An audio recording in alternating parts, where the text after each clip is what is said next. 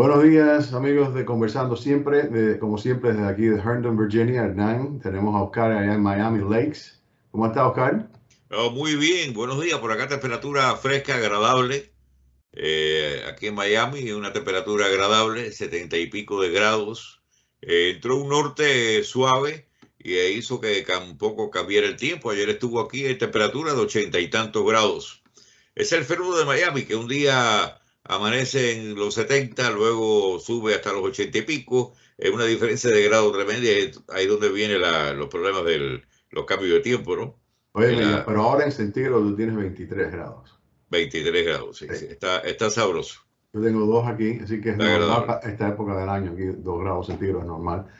Y hoy Sí, tenemos un invitado especial, un invitado de honor, un viejo amigo, y él está aquí porque el programa hoy se va a hablar de la cacería, como dirían en España. sí. Y Ramón González desde St. Petersburg, Florida. Aquí estamos, Ramón, ¿cómo está? Buenos días, muy bien, muy bien. Aquí también la temperatura a 13 grados hoy. Tenemos el cielo un poco nublado y eso no es muy común aquí. Siempre aquí tenemos el sol fuera, a esta hora ya no, pero bueno, tenemos bien y gracias por tenerme en el programa. Así que vamos Bueno, a recordar los buenos tiempos. bueno, Sí, como dicen aquí, for the record, hoy es el día 28 de enero, son las 10:15 de la mañana aproximadamente. Y entonces, déjenme hacer, como dicen aquí, let me set the table, o voy a servir la mesa para empezar entonces Sí. a entrar en la carne de la carne con papa o el pollo del arroz con pollo. Y entonces yo llegué aquí a los Estados Unidos el 27 de marzo del 74 y de inmediato conocí a dos hermanos de Ramón, a Nelson y a Rolando, y de los cuales me hablaban mucho de Ramón, pero Ramón estaba en el ejército, en el ejército de los Estados Unidos en Georgia. Y entonces fue en octubre que yo lo conocí por primera vez y yo lo estaba recordando anoche, el día que nos conocimos, que fue en un parqueo allá en Arlandria y de ahí fuimos a jugar billar. Y nos pasamos la tarde jugando billar con un cerveza. eso fue la introducción. Sí, entonces Ramón saliendo del Army traía dos hobbies, como dicen aquí. Uno era jugar billar y el otro era la cacería. Él nos va a contar más, pero la cacería, la historia de la cacería con Ramón parece que empezó en Cuba de muy joven y en el Army en Georgia, pues entonces eso se incrementó. Y cuando llegó empezó a hablar de la cacería, y con el tiempo, en el año 76, fundamos a los hermanos de él y yo y él, desde luego, siendo el que inició todo esto, un club de cacería que se llamaba The Buckbusters Hunting Club.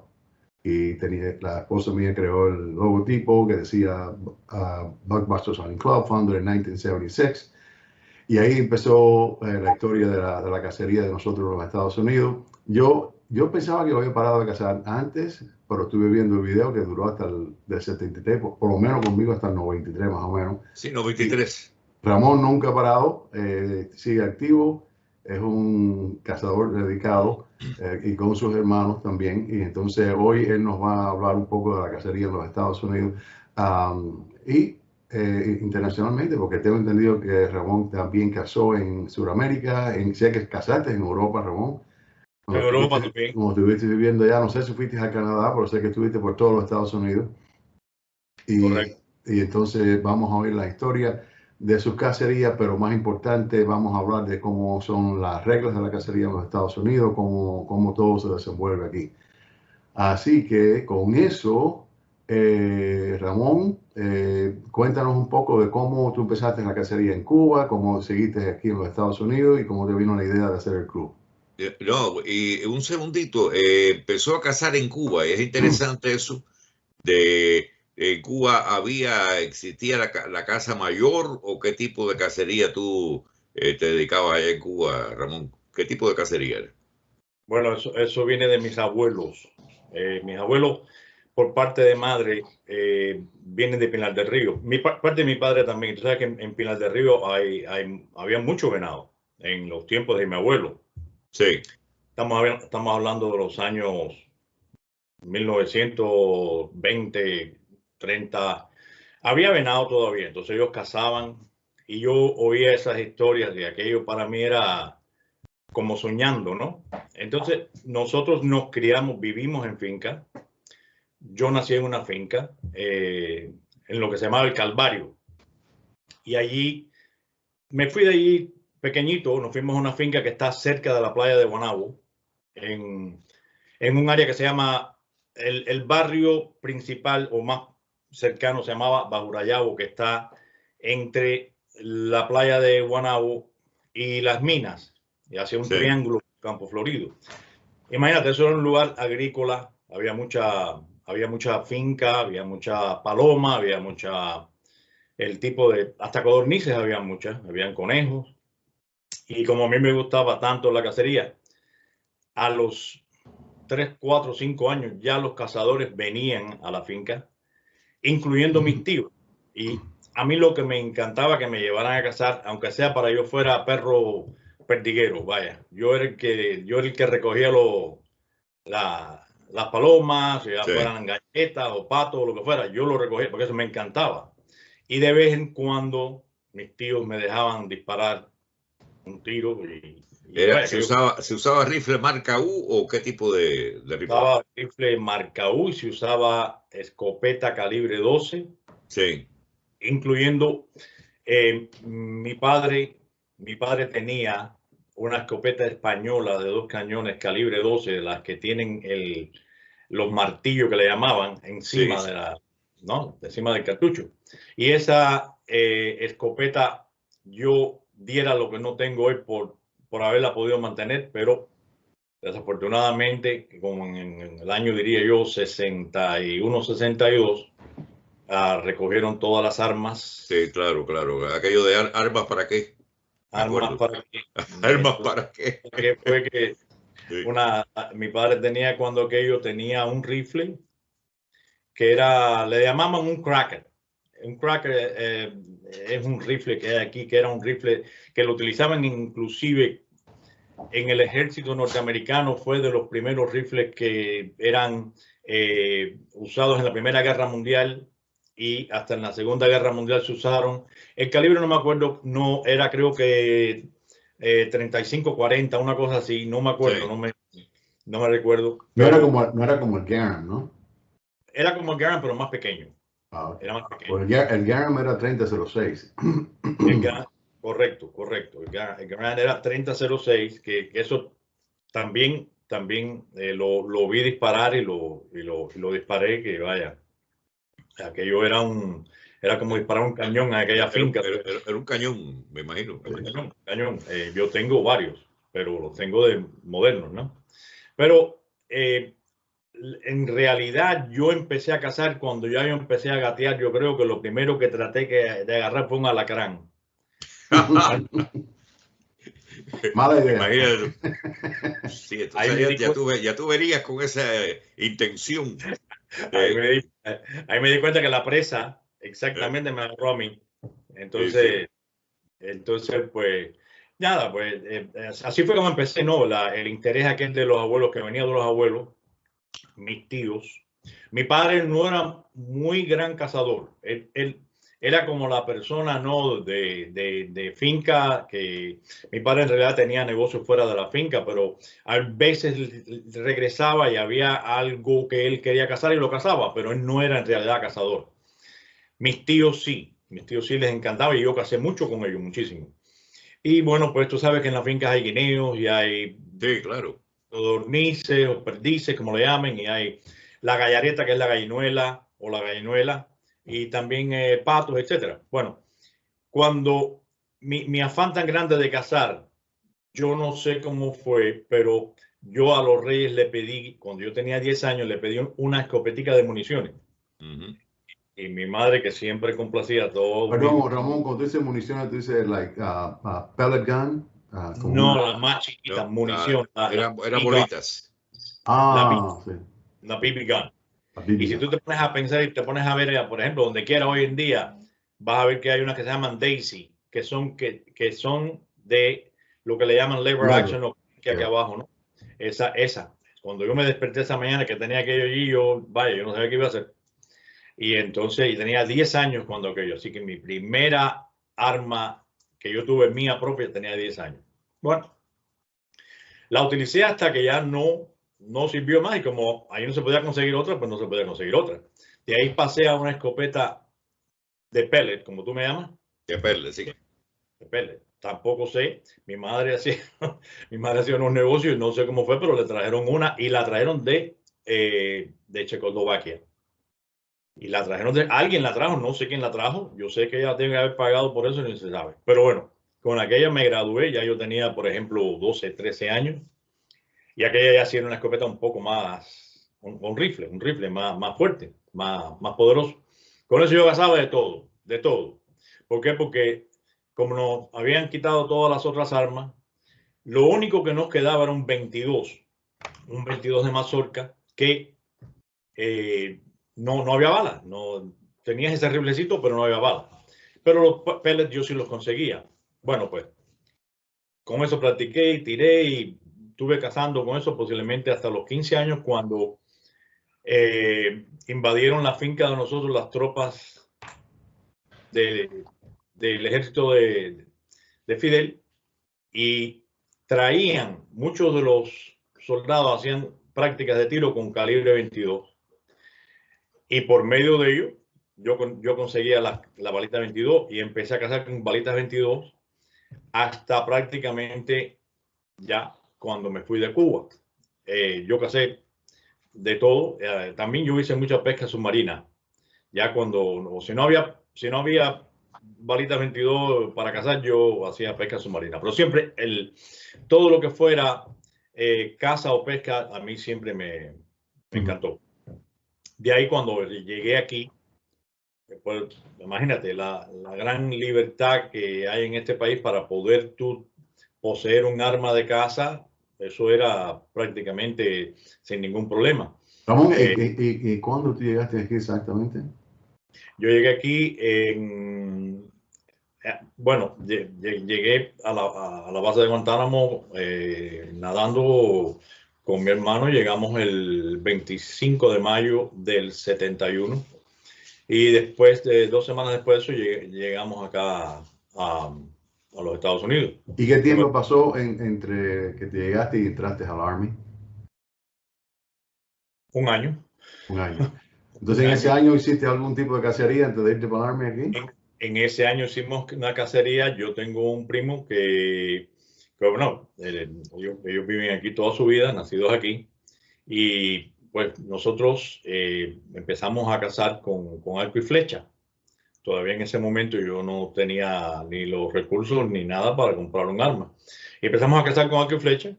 Y pues nos íbamos a cazar con arco y flecha y bueno, cazamos hasta un chivo de monte de eso allá en Virginia. Y nada, estuvimos cazando con eso venados y otros animales que yo ni me imaginaba que habían en el estado de Virginia. Los venados, las zorras, lo que más nos dedicamos fue al venado. Después de eso, cuando ya yo entré al ejército, eso era cuando Vietnam era prácticamente, tuve suerte porque terminé en Georgia, en la policía militar. Al terminar en Georgia, en la policía militar y estar establecido en el estado de Georgia, conocí muchos de los locales que vivían fuera de la estación militar y me invitaban a cazar. Y ahí fue cuando yo obtuve mi primer 3006, que era lo que se llamaba en aquel tiempo un Ithaca, que ya lo han comprado la Beretta, y el que esté viendo el video que sabe de esas armas entiende lo que estoy diciendo, que la Beretta, que es la compañía de armas más vieja posiblemente de Italia y tal vez del mundo, compró a la Ithaca y ahora los rifles se llaman Tikka. Pero yo todavía tengo ese rifle y todavía cazo con él. Ya tiene más de 50 años. Wow. Sí, señor. Y así, bueno, con ese rifle fue prácticamente que tú me conociste. Yo regresé, tenía un par de escopetas, tenía ese rifle, pero ese era mi rifle siempre con el cual yo terminaba mi cacería. Entonces, cuando regresamos del ejército, o sea, ya que nos dieron de baja, Y yo regresé, pues empecé a buscar dónde cazar, porque yo podía cazar en las unidades militares. Por ejemplo, yo cazaba en Cuántico. Oh, sí. Sí, sí, sí. Yo cuando yo cazaba, yo me iba con Rolando. Rolando estaba, bueno, ¿qué? Rolando tendría 13, 14 años, si acaso.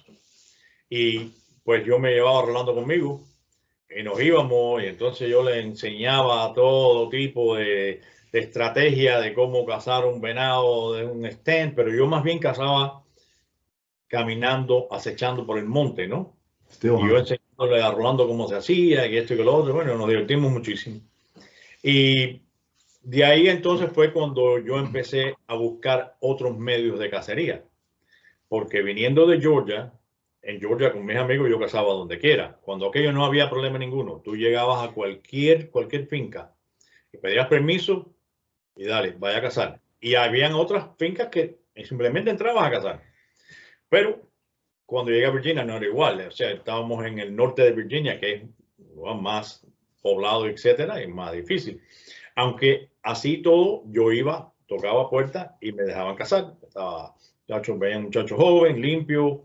Muchas veces yo usaba todavía mi chamarra militar y sin problema ninguno.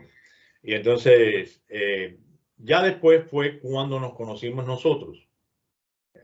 Cuando yo conozco a Hernán, empezamos nosotros a salir y a, bueno, a jugar billar, a hacer cosas de gente joven, de muchachos. A cantar pipí, a tomar cerveza. Sí, a tocar guitarra, a cantar, ¿sabes? Todo eso. Y nos íbamos, creo que nos fuimos una vez o dos de cacería, pero yo siempre con mi idea en mente que había que hacer algo diferente, ¿no? Y entonces me puse a hablar con ellos y decidimos, bueno, aquí hay que hacer un club de cacería. Obviamente, vas a hacer un club de cacería, tienes que tener tierra primero. Y lo primero que yo hice fue buscar tierra. Y por suerte, buscamos una finca y ahora te explico el nombre del club, etcétera, etcétera. Raúl, una pregunta, cuando llegues a ese punto, explícanos por qué tú escogiste esa área donde cogimos la primera finca. ¿Qué te dio a pensar que esa era una buena área? Muy buena pregunta, muy buena pregunta. Cuando yo hice muchos estudios de primeramente por qué motivo el venado, hay más venado en un lugar que otro, por qué hay venado más grande en un lugar que otro, etcétera, etcétera. Y mucho tiene que ver con la alimentación, mucho tiene que ver con la población, etcétera, etcétera. La presión que tengan de tantos cazadores que puedan haber. Y entonces el condado de Orange me salió como uno de los mejores en Virginia para buscar cacería.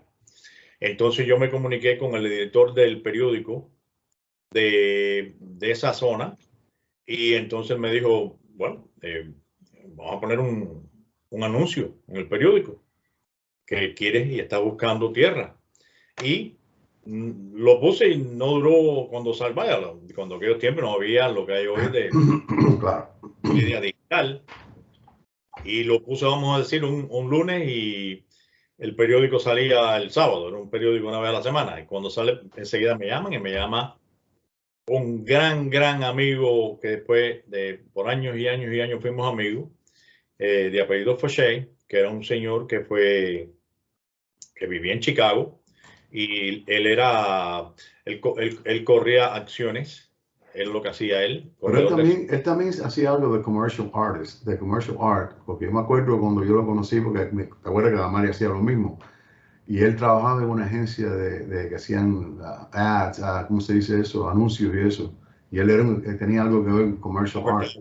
Advertising también. Advertisement, sí. Y entonces compró esa finca, la compró con su esposa y sus hijos para irse de aquella... Yo pensaba que la esposa había heredado la finca esa. Bueno, yo no sé si el dinero salió de una herencia.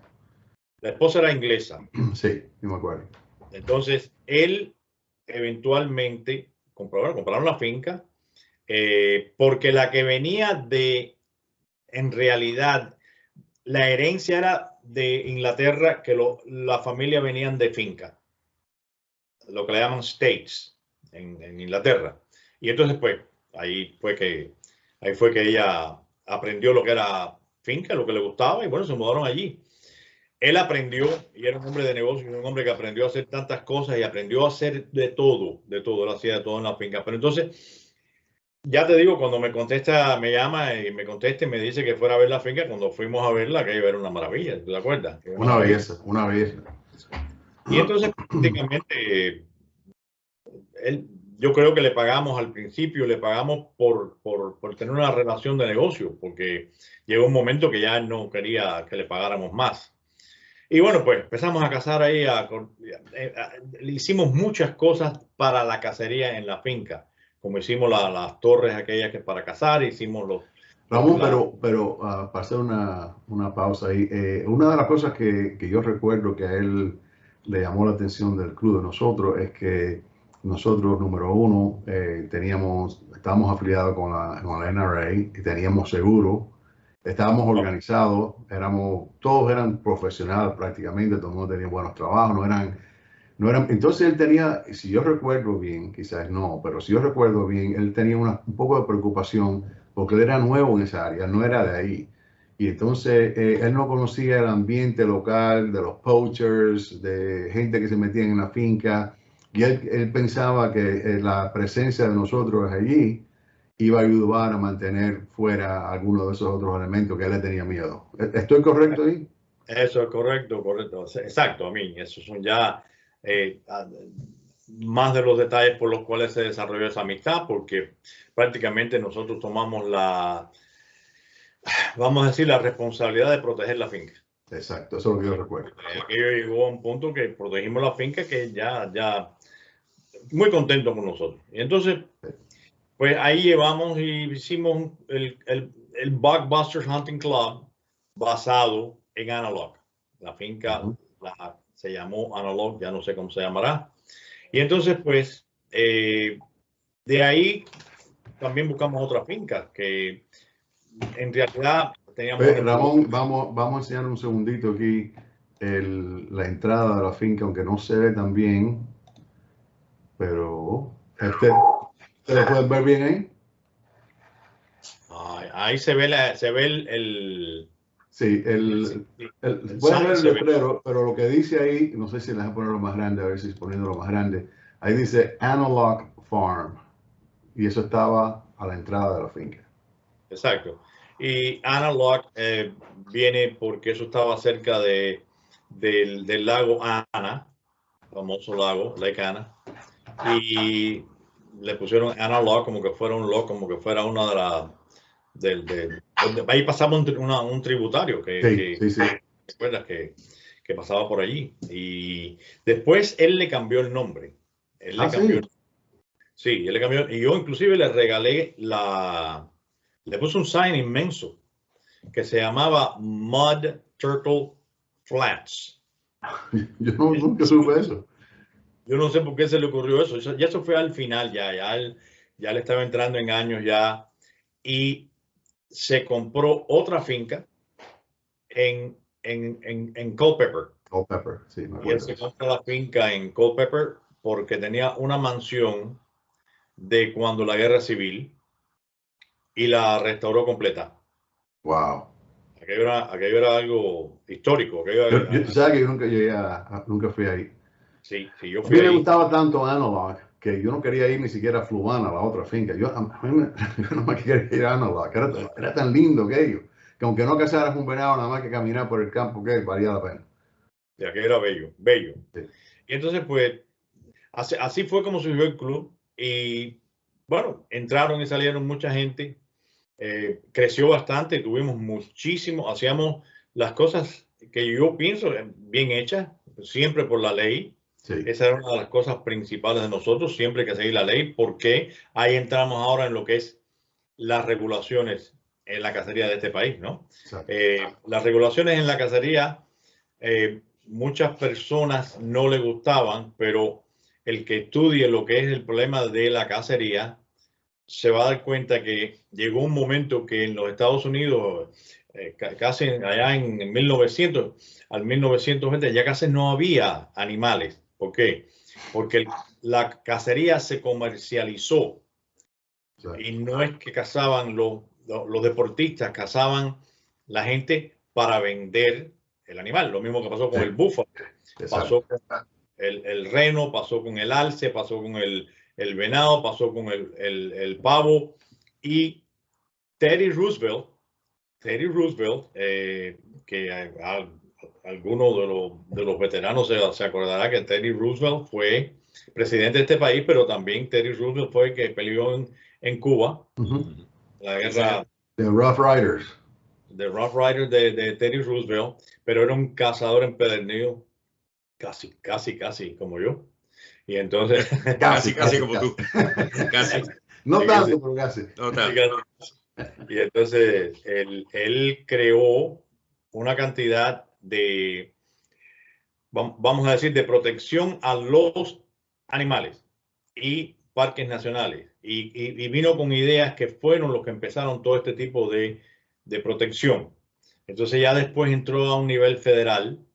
Creo que se llama, hay un que se llama el Robertson o Pittman-Robertson Act, que es cuando nadie se da cuenta de esto y nadie se da cuenta la cantidad de billones de dólares que han aportado los cazadores e inclusive las personas que compran armas para la vida salvaje de este país. Sí. O sea, eso no es por gusto. Eso No. Y fueron regulaciones inteligentes, no eran caprichosas, no era.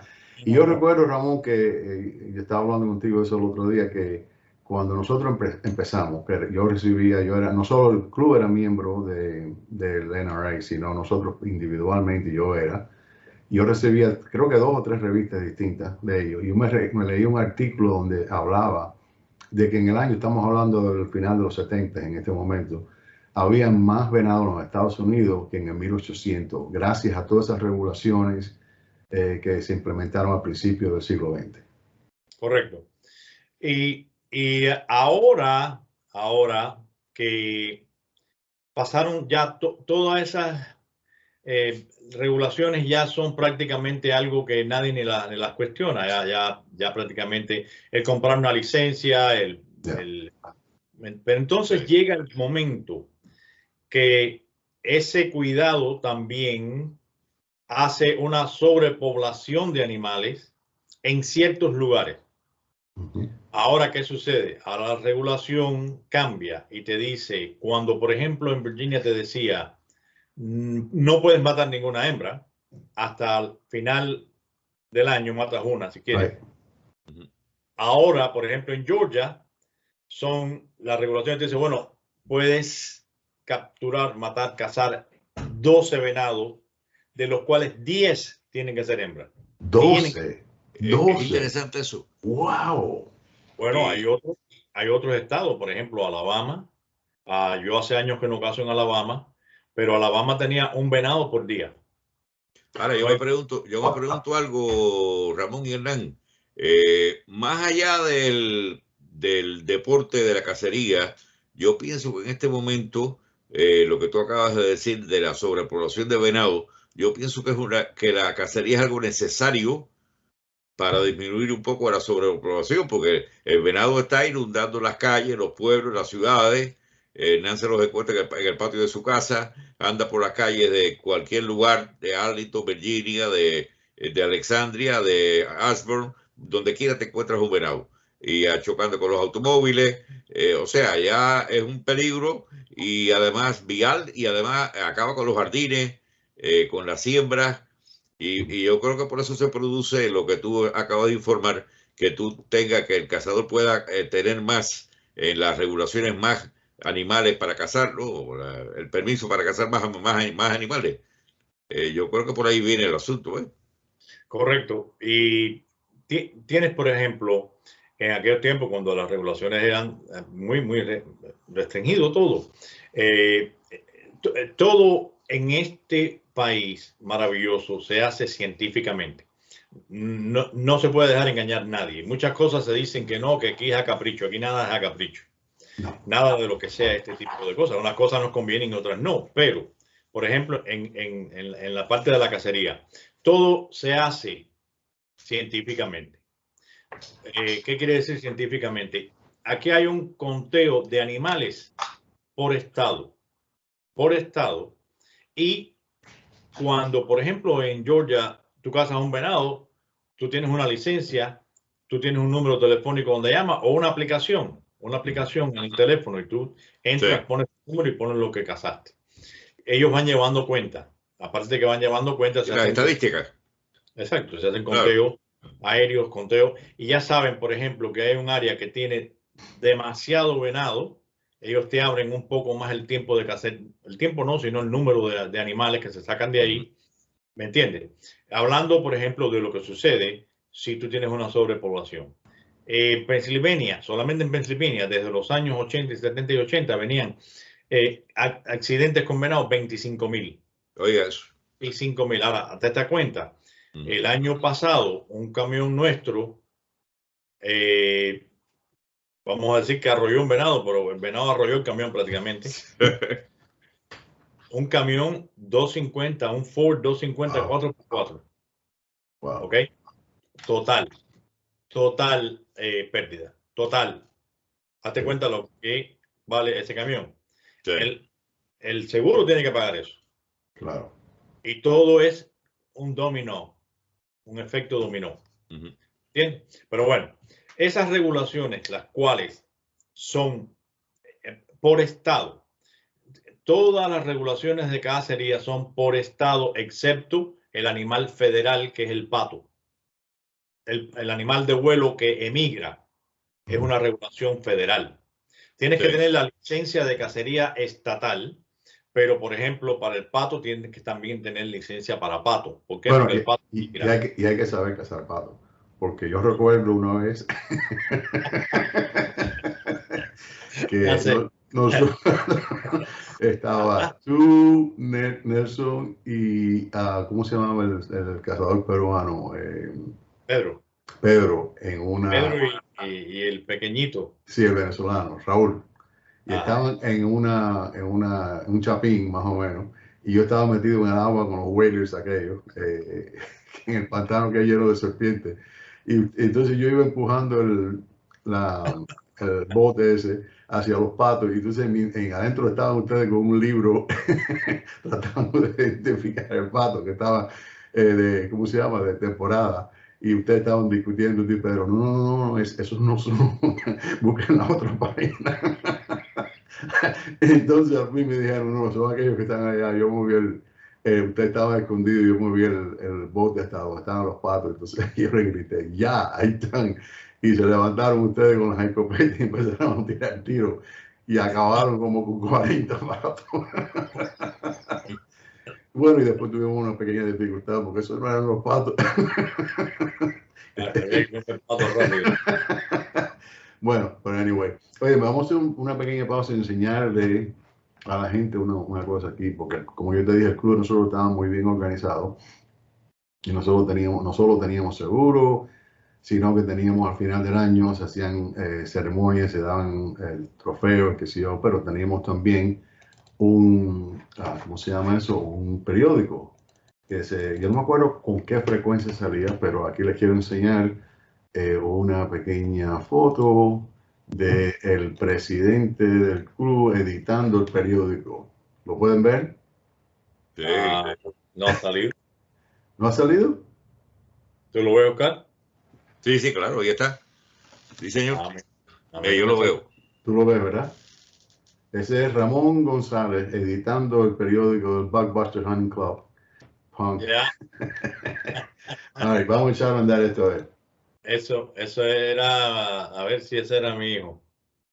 Mira aquello, mi famoso sombrero. Sí, señor. Andy. Oye, es una sopita. La hora del almuerzo. Sí, pero que está comiendo, es un arroz chino. ¿Qué está comiendo él ahí?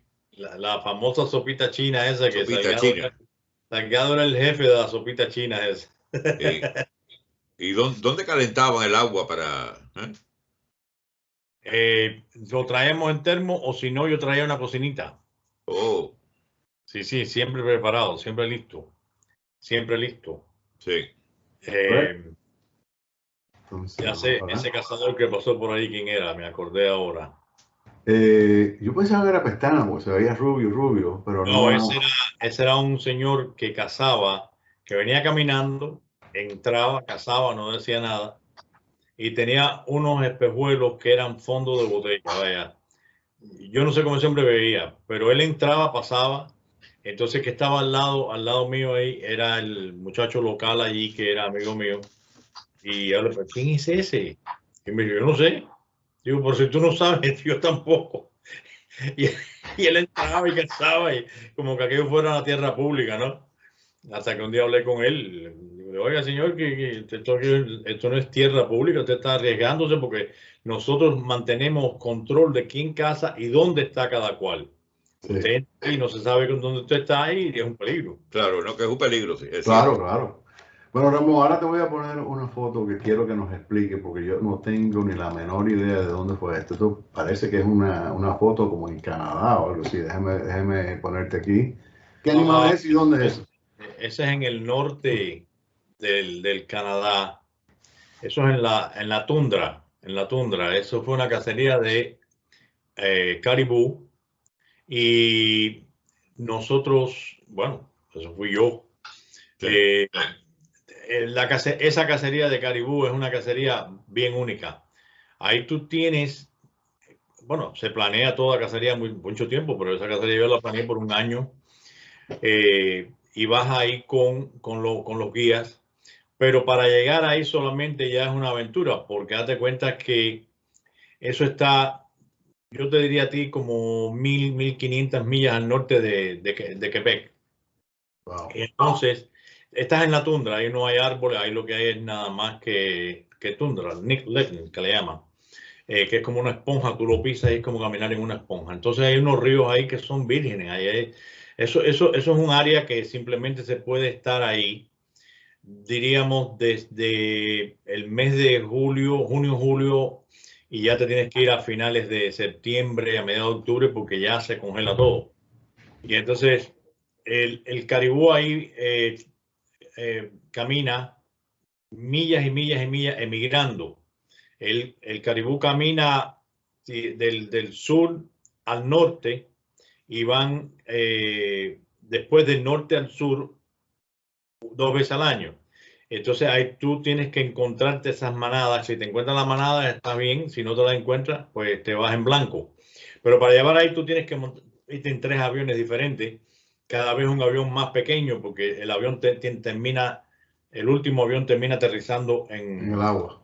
en el agua. Sí. Y te dejan ahí hay un campamento que es temporal, que hay que, los guías lo hacen cuando se descongela todo y lo vuelven a desarmar cuando termina la cacería. Anyway, eso es una cacería que la aventura solamente de llegar ahí vale la pena.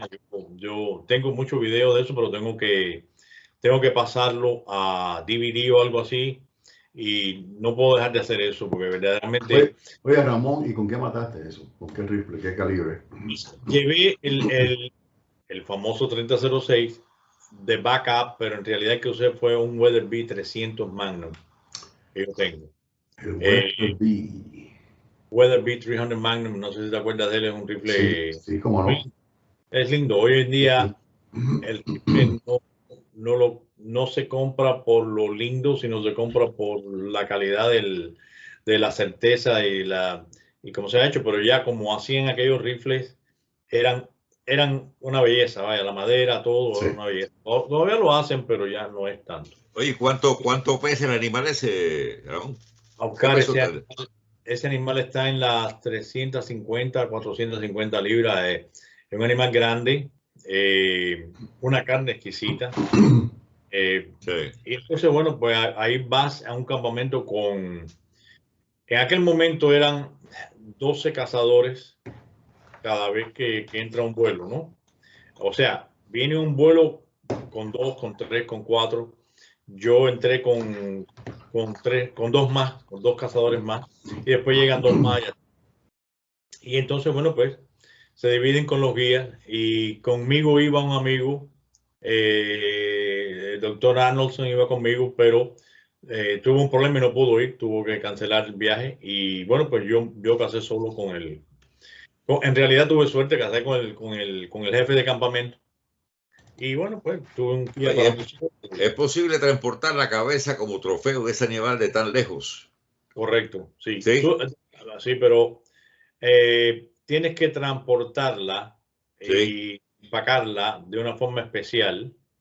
Ya eso lo he hecho varias veces. Yo lo he hecho no solamente de Canadá, sino de Montana, etcétera, etcétera, donde tienes que preparar esos cuernos, esos tarros, esos antlers, hay que Sí. prepararlos de una forma especial, porque tú sabes, para que nadie se vaya a herir o que te lo vayan a romper, ¿entiendes? Ok, cuéntanos la historia del oso este. Yo no sé si tú fuiste a esa cacería. No, no. Eso, bueno, esa una yo iba al Canadá posiblemente, yo tuve una vez que fui al Canadá como, en un año fui como 7 veces. Entonces, yo casé en Canadá desde New Brunswick, que es la parte más este del Canadá, hasta la parte el norte de Ontario, y en busca de osos. Terminamos agarrando, creo que fueron tres osos. Ese es uno de los más grandes. Ese oso también, nosotros fuimos en grupo y después iba yo solo también, porque inclusive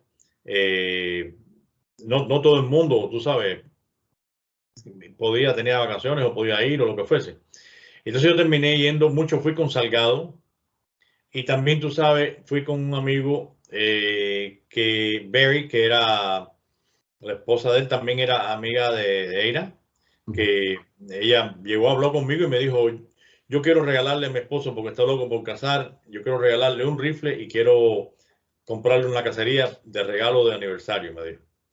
Y entonces, bueno, yo le expliqué qué hacer. Y se compró un rifle igual que el mío y yo hice una cacería y bueno, todos esa vez cazamos osos. Eso fue en el norte de Ontario. Pero bueno, esa Oye, es una de las... ese rifle es el Weatherby. Este rifle es el 3006. Ah, el 3006.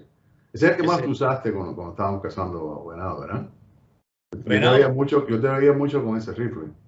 Sí, esa es ese era el que yo siempre confiaba.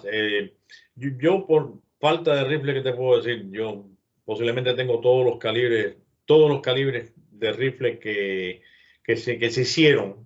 Ahora están saliendo mucho Sí, calibre nuevo. Pero ya dejé de comprarme rifle porque imagínate cuántos sí. rifles puedo buscar en un momento. Claro, ¿cuánto? Bueno, eso es mentira porque el año pasado compré un 45-70, pero bueno, ese no cuenta. Entonces aquí está Salgado, Jeffrey, tú, Nelson y yo. Ya, Y atrás de la cabaña, desde luego.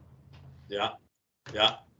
Esas cacerías ahí eran tan divertidas porque eran cacerías que las hacíamos siempre entre amigos y familia y hacíamos las batidas aquellas por toda la orilla del río y siempre sacábamos algún venado ahí. Siempre. Sí, ese terreno grande que había ahí, que había en varias cabañas, se llamaba Beaver's Bend. Y es porque habían los bends, el Potomac va haciéndose ahí por toda esa área. Y entonces en Correcto. uno de esos bends estaba metido todo ese terreno. Entonces nosotros le damos la vuelta a aquello y ya le teníamos cogido la vuelta de dónde estaba el venado y cómo levantarlo, que casi siempre producían. Pero siempre salían venados y siempre habían pavos, siempre. Pavo, siempre. Entonces, bueno, Ramón, cuéntanos más de después. ¿El club cuándo fue que se terminó? Más o menos. Tiene que haber sido en medios 90, porque yo he visto, tenemos películas ahí del 93. Sí, un receso en realidad. Yo tuve una finca en cerca de Tappahannock, en Virginia. Y ahí me dediqué a arreglar aquella finca y a Sí, cazar ahí tenemos un poco. una cabaña cerca del río, ¿no? Yo me También acuerdo una que cabaña, sí, una fuimos por cabaña. barco, Nelson y yo fuimos por barco. Yep. That's right, que ustedes fueron en el barco. That's Sí, right. sí. Y ahí también yo tenía una finca ahí que casé mucho ahí. Bueno, no sé si tú llegaste a ir, que fuimos una vez con Rolando y Nelson y Jeffrey, los muchachos, pero la pasamos súper bien. La cuestión fue que cuando yo estaba en eso fue que empezó la compañía a exportar tecnología fuera del país. Y yo empecé a salir del país y empecé, bueno, pues, a España y todos los demás países de Europa. Y ahí entonces cuéntanos, ahí casaste también. Y en un viaje me quedé, en un viaje de eso bueno, me dejaron ahí esta vez fue en Bélgica, ¿no? Y ahí pues enseguida busqué contacto y enseguida busqué y entré en un club de cazadores belga. Y aquello fue, bueno, vaya, exquisito, excelente. Aquello fue, la pasé muy bien. No era igual que, obviamente, con nosotros acá, pero bueno, pude cazar y pude disfrutar eso. Y entonces de ahí me iba y cazaba en otros lugares también, en Escocia o Inglaterra, donde fuera, que pudiera, ¿no? Porque acuérdate que Europa es muy, muy restringido en esa parte. Pero bueno, también lo puedo hacer y bueno, tengo mis pequeños trofeos aquí, mis cosas. Y después cuando regresé fue cuando empiezas a ver esos videos que son del 91, 92, más o menos. Ya ahí fue cuando entonces me transferí a México. Ah, sí, me acuerdo, exacto. Me transferí en México y después empecé a manejar a Latinoamérica y ya, en realidad, la última vez que me mudé a Miami. Bueno, y hasta aquí llega la primera parte de La Casa con Ramón González. Estaremos editando y publicando la segunda parte pronto, así que nos vemos. Hasta la próxima.